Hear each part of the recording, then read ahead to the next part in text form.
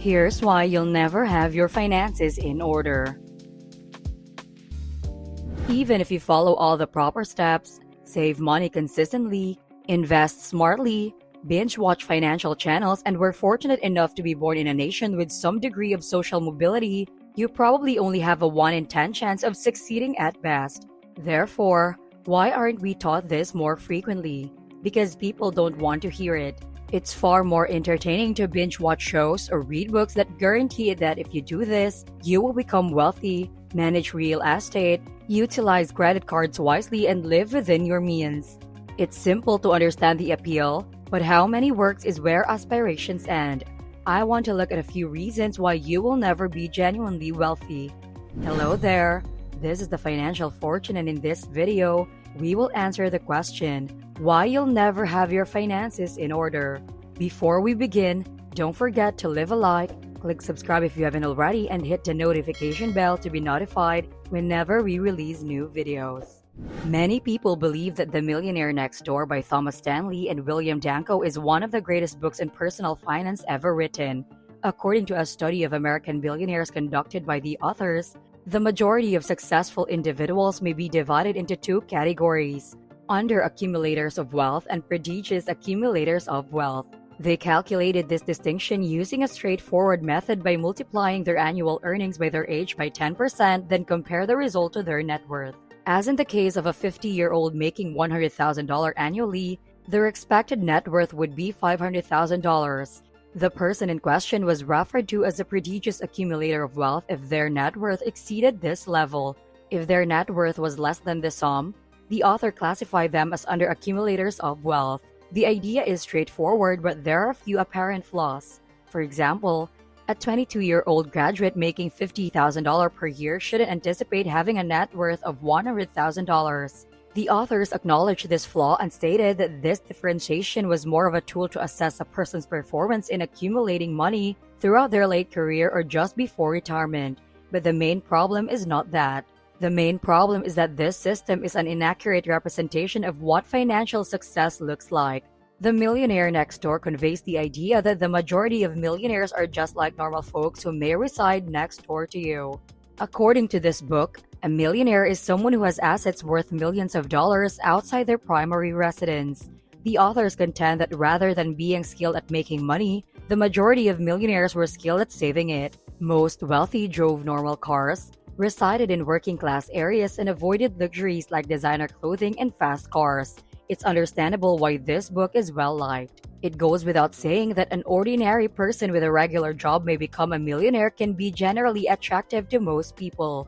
In this book, you may learn some extremely crucial lessons regarding the financial pitfalls that far too many individuals make. The book had significant flaws with selection bias, according to Nassim Taleb. If you survey a group of people, most people will say that they want to live in a blue-collar suburb since that is where most people reside.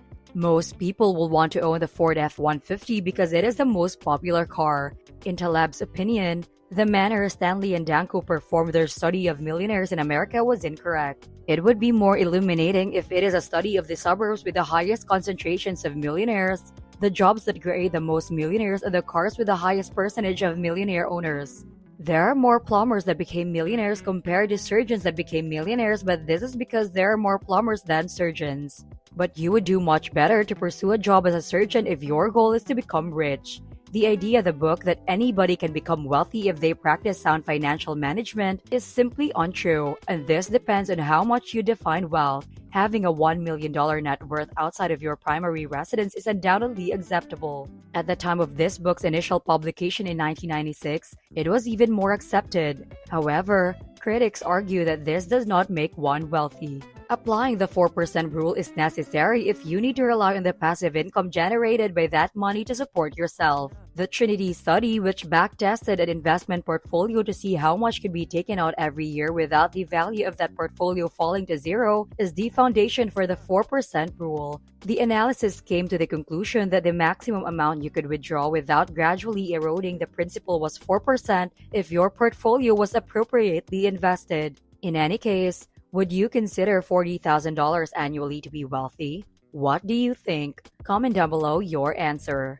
But if I were to answer that question, I would answer no. If you had paid off your house in full outside of locations with an extremely high cost of living, you might certainly manage to live well, but practically, any place you reside in the United States, you'll have to make some compromises. Yes, the majority of people can go to low-cost places and then scrupulously save up $1 million for retirement. But referring to them as the millionaires next door is a little deceptive. Even referring to them as financially secure could be a stretch. Nassim Taleb emphasized once more that the book was written in 1996 and was based on a study that was conducted during the 1990s. Market conditions that had been beneficial to them for 20 years prior greatly aided the millionaires who had become wealthy due to frugality rather than large salaries. It is doubtful that the frugal millionaires would be as strongly represented in the poll if it had been performed at the conclusion of extended downturns like those that occurred in 1935 or 1982. Prolonged downturns shift the ratio of earning to saving in favor of high earners.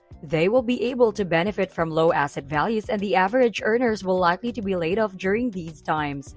The unsettling fact is that you need a big salary to become wealthy, but you don't hear this much since it doesn't sell well.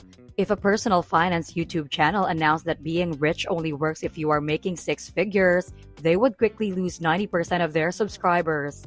Nobody is interested in purchasing an online course on how to earn riches through a 40-year career in medicine, and the millionaire in Palo Alto is not as fascinating as the millionaire next door. The idea that everyone can become wealthy by being thrifty is only that, a dream.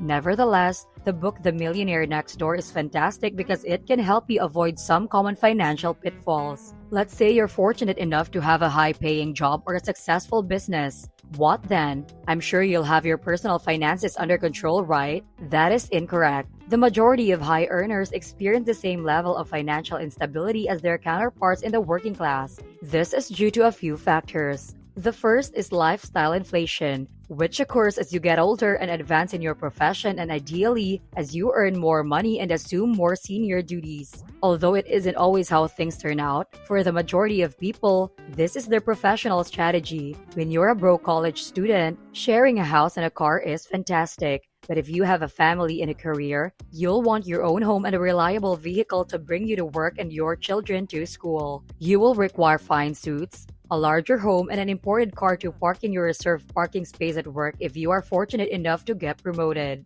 Your partner may decide to look after the kids so you can concentrate on your rigorous work schedule. They'll do it since they know that they will travel abroad with you once a year to make up for the lost quality time. Many personal finance personalities make it seem like surrendering to lifestyle inflation is a personal flaw, yet a lot of these costs are far from voluntary. Although things are improving, if you want to pursue a career in investment banking seriously, you're going to require a very expensive wardrobe, a residence in a city with a high cost of living, and a stay-at-home parent. While working 100-hour weeks, your partner or hired help should take care of household chores. I have expertise in investment banking, but you must make the same financial sacrifices to pursue a career in big tech, medicine, law, or starting your own business. There's also the matter of personal sacrifice to consider. Nobody pursues a profession in investment banking or large tech because they enjoy corporate mergers or data theft. Because they pay well, people choose to pursue these competitive and demanding careers. These people desire a well-paying position so they may indulge in life's better things. So, are we all just condemned to live our entire lives on the brink of bankruptcy? Kind of. We will never achieve the ideal we have been sold of being financially independent and then never having to worry about money again for the rest of our life. The richest among us spend more time worrying about money than the poorest people, which begs the issue of whether having more money makes you happier. This is the Financial Fortune, and thank you for watching.